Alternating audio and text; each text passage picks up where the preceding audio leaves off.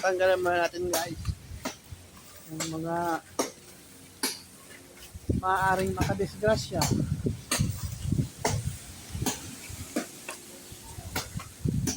So yung mga wire guys,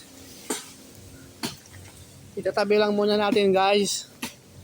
Ang importante ngayon yung mga kahoy, kasi daanan ito guys eh.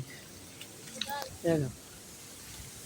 Yan yung tanod, mga tanod natin guys oh. Si team leader Manuel Apor, and ang ating team leader din si Ignacio.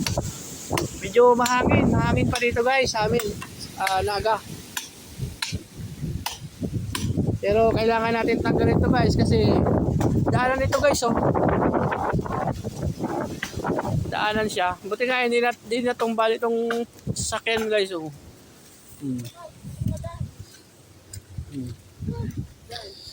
Na buwal na kahoy rin dito.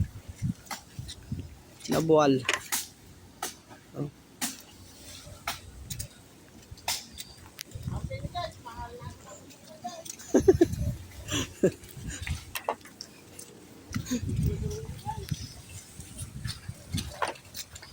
Matanggalan lang natin guys ng ano to, madaanan lang, okay na to guys. Wala na sila din, ikwenta lang, igilid na lang, madaanan lang.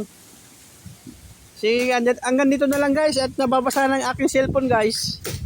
Kawawa naman ang cellphone ko, pangalawa na to nung bagyong Christine, nasira ang aking cellphone.